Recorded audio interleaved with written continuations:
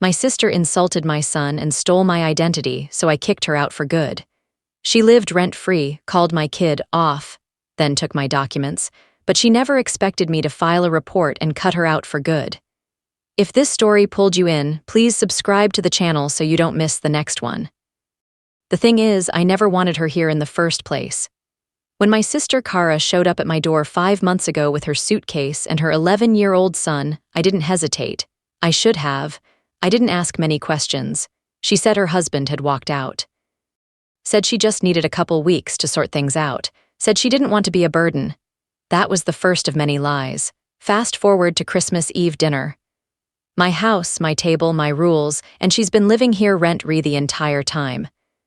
She eats my food, uses my car more than I do, has never once offered to help with a single bill, and somehow manages to act like the victim in every conversation.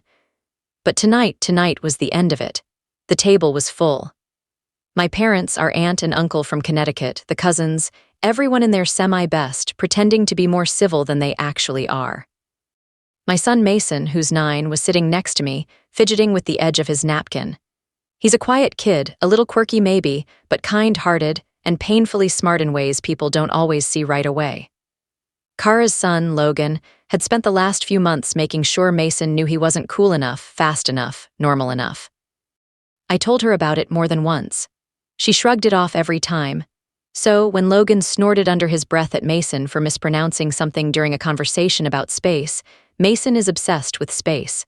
And Kara leaned back in her chair with her wine glass like she was royalty. I already felt it bubbling, but she took it further. Maybe if your kid had a real father, he wouldn't be so off, that's what she said.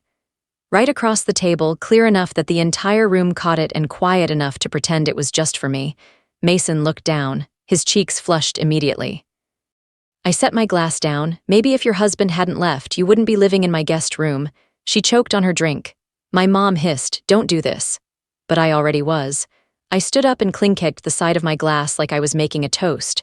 My heart was pounding, but my head was clear. I told everyone to enjoy their food, that dessert would be out in a bit, and that starting tomorrow, I'd be setting some new house rules. That was my nice way of saying, "Pack your bags, Kara." There was no yelling, just a stunned silence, the kind that wraps around a room and presses down on everyone's spine. My dad asked what was going on, but I didn't answer. I just started clearing plates. Mason helped me. He always does. That was Christmas Eve, the night everything shifted, the night I finally stopped pretending. The next morning, she acted like nothing happened. She came into the kitchen in her robe, made herself coffee, scrolled through her phone at the table I bought in the house I pay for, like we hadn't had a silent war over roasted ham the night before. She even smiled at Mason like he hadn't spent most of the night curled up in his blanket, asking if there was something wrong with him. I waited until she went back upstairs before I opened the cabinet above the fridge and pulled out the 2 gift bags I'd hidden there. One was for her, one was for Logan. I'd picked them out weeks ago. Nice things, expensive if I'm being honest, and for what? I took them out to the trash. By noon, I'd cleared every trace of Christmas cheer out of the living room. No tree, no garland, no lights. Mason helped me. I told him we were taking an early start on a fresh year. He didn't ask questions. The tension started creeping in by dinner. She noticed the gifts were gone and asked where hers was. I told her I changed my mind. I didn't owe her more than that. She asked if we could talk. I said we could once she found a new place to live. That was when she started crying. That I was being dramatic, that I was ruining Christmas, that I didn't understand how hard it was to be a single mom. I reminded her I'd been a single mom for 9 years. She flinched. When my parents called that night, clearly having been fed some version of the truth that put her in a more flattering light, I told them plainly that Kara had until New Year's Day to move out. No extensions, no exceptions, and no, I wasn't backing down. They tried the guilt route. I didn't bite. The next few days were like living in a minefield. She'd slam doors, whisper on the phone in the hallway, blast music when she knew Mason was trying to do his puzzle books. Passive-aggressive post-it notes started appearing around the house. I ignored all of it. Logan was quieter now. I think even he realized something had changed. He still tried to bother Mason once or twice, but Mason stayed near me most of the time. He was learning how to read people a little faster now. That's the kind of lesson you don't want your kid to learn early, but here we were. By December 29th, she still hadn't packed a single box, but I had already spoken to a moving service. I left a pamphlet on her pillow. She tore it up and left the scraps on my bed. We were both past pretending. I just had more leverage. By the morning of December 30th, the mood in the house was unbearable. Every drawer she slammed, every sigh, every dramatic stomp down the stairs. It was her way of reminding me she was still here, still making it everyone's problem. Then she finally made a move. Dragged a black garbage bag of wrinkled clothes to the front door and dropped it like it was symbolic.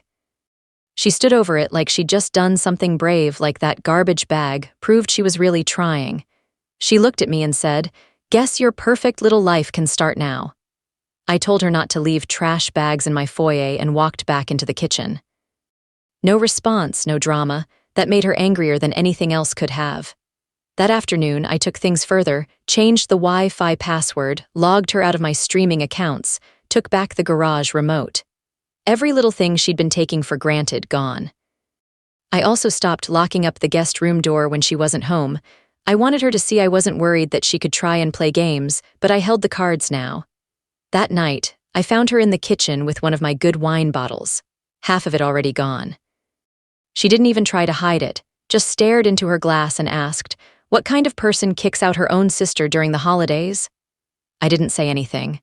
I was done debating right and wrong with someone who twisted both words to fit her convenience. She spiraled after that, started saying things she'd probably wanted to say for months. That Mason was going to grow up weird. That maybe if I wasn't so cold, I'd still have someone, that she felt sorry for me, that I was punishing her for being the pretty one, the one who actually had a husband once. I just stared at her waiting for her to finish humiliating herself. You know what I told her? That I was jealous. Jealous she could walk around with that much delusion and not pull a muscle. She laughed like she wasn't offended, but her hands shook when she reached for her wine again. Then she went upstairs and called Mom. I could hear the muffled sobs, the fake humility. Kara's greatest skill has always been bending the truth just enough to make herself the victim. Mom left me a voicemail later, said things like, "Think of Logan and it's just temporary and maybe wait until school starts."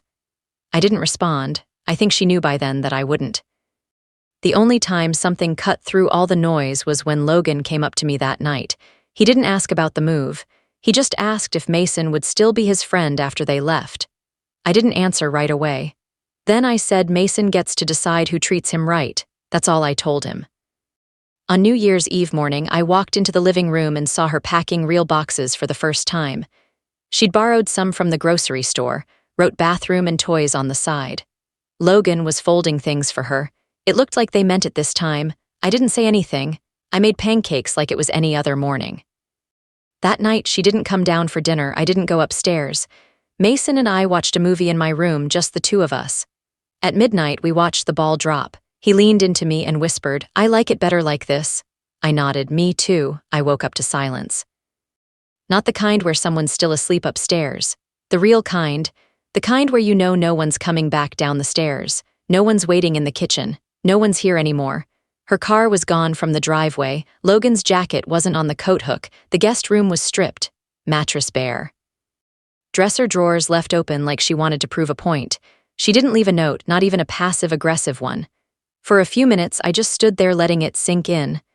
Then I walked back into the kitchen, turned on the kettle, and started making coffee like it was just another morning. Mason came downstairs a little later, rubbing his eyes, hair wild from sleep. He looked around and asked, "Are they gone?" I nodded. He didn't say anything after that, just sat at the table and reached for a piece of toast. He looked lighter somehow. I think I did too, but the piece didn't last.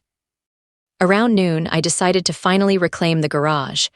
I wanted to move some of the bins back to where they belonged, open up the space again. That's when I noticed it. The green Rubbermaid bin in the back corner was missing, the one I hadn't touched in months. It wasn't one of hers. Inside the bin had been a few winter coats, some of Mason's old baby blankets I couldn't bring myself to donate, and more importantly, a locked metal box. My lock box. I kept it behind the blankets. Inside were birth certificates, my passport, Mason's medical records, my divorce paperwork, and an envelope of emergency cash I hadn't touched in over a year. I checked the closet in my bedroom where I sometimes kept the lock box when I needed quick access. Gone. I tried to stay calm. Maybe I moved it. Maybe I loaned it to someone, but I hadn't. I remembered putting it back in the bin months ago after updating some documents.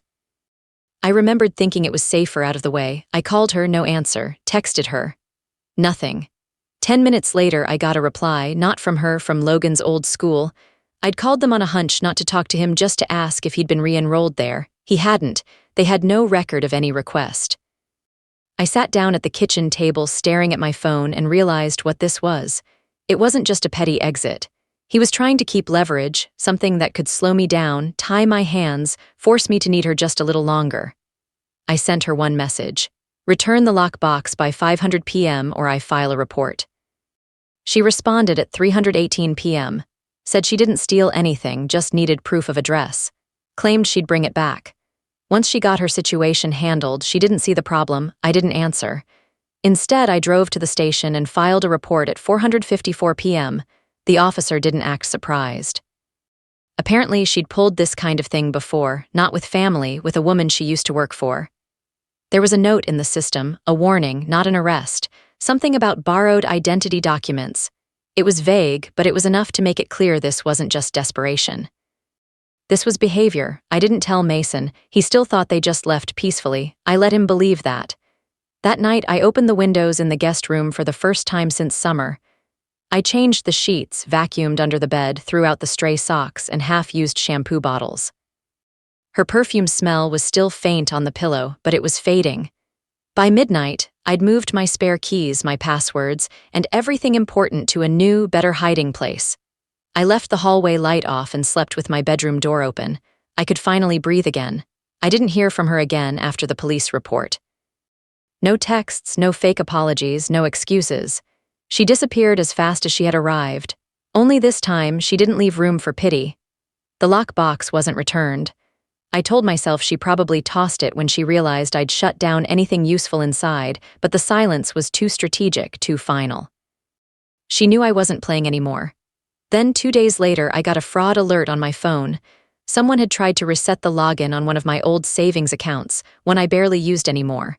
It had a few hundred in it, just sitting there untouched. The system flagged the attempt and locked everything down before they could get in.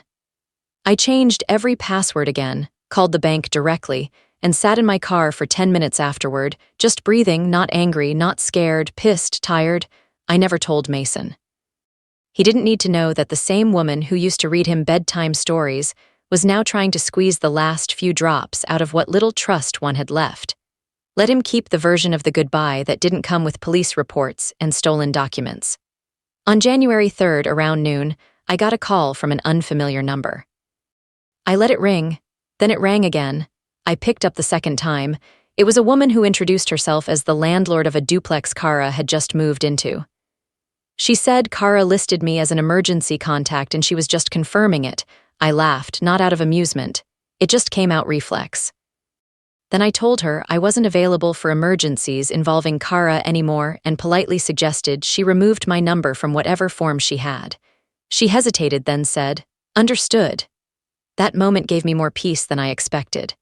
Later that afternoon, Mason got home from school with a drawing folded up in his backpack. He handed it to me like it was nothing, but I could tell he'd put thought into it. Crayon outlines of our house, a small square of blue sky, and the two of us standing in front of the front door. Just us, no guests, no extra cars in the driveway, just peace. He told me the assignment was to draw what home felt like, not what it looked like. I asked him if he wanted to talk about the last few weeks. He shrugged and said, "Can we get a new rug? One that doesn't smell like her lotion." I smiled. We went out that weekend and picked one together, soft blue with a subtle pattern. He helped roll it out in the living room, then stepped back and nodded like he'd made a final edit to a painting. The room felt different immediately, lighter, like it belonged to us again. That night, I finally opened the hallway drawer where I'd stuffed all the leftover junk she didn't bother taking. A tangled bracelet, some receipts, a makeup sponge, a charger that wasn't mine. I grabbed a trash bag, dumped everything in, tied it up, and took it straight to the outside bin. I didn't hesitate. She'd moved out. But now, finally, she was gone. And not just from the house, from the air, from the furniture, from the space between breaths. Mason fell asleep on the couch that night with a blanket tucked around him and one hand on the new rug. I left him there and turned off the lights. My house was quiet again, and this time, the silence felt safe. It's been almost a month since she left, and I still find myself hesitating when I walk past the guest room, like I'm expecting her voice or Logan's loud footsteps or the sound of her hair dryer going at full volume at 11 p.m. But there's nothing, just quiet, the kind of quiet that used to feel lonely, but now feels earned. The guest room is empty again. I didn't rush to fill it. I thought about turning it into an office, maybe a little reading nook for Mason, but I haven't decided yet. For now, it's just space, clean, silent space. It's amazing how much lighter a room feels without resentment in it. A few nights ago, I finally opened the photo album she used to make fun of, the one I kept in the back of my closet. She used to call it my shrine to the past. But really, it's just pictures of Mason as a baby, some of me and my ex before things fell apart, and a few old birthday parties. I looked through it without flinching. It reminded me that I've always managed to rebuild, even after the worst moments. Kara hasn't reached out. No apology, no explanation, nothing, which tells me everything I need to know. For someone who could barely go a day without needing something from someone, her silence is almost funny. It's like the moment she realized she couldn't manipulate me anymore. I stopped existing to her. My parents have stayed mostly quiet, too. They called once after she moved out, asked how Mason was doing. I gave them a short answer. They didn't ask more. I could hear in their voices they were trying to stay neutral. I didn't ask which side they landed on. It doesn't matter anymore. I think the hardest part of this whole thing was realizing that the line between love and tolerance is thinner than people want to admit. I loved my sister. I probably always will in a complicated, distant way. But I tolerated her cruelty, her arrogance, and her entitlement for too long under the excuse that family is family. But being family doesn't mean you get to break someone and call it honesty. It doesn't mean you get to humiliate a 9-year-old boy at his own dinner table and expect a free ride the next day. It doesn't mean you get to make a mess and leave someone else to scrub it out of the carpet. I let her into my home because I thought I was doing the right thing. But the truth is, I let her in because I still believed she might be better this time. She wasn't, and that's not on me anymore.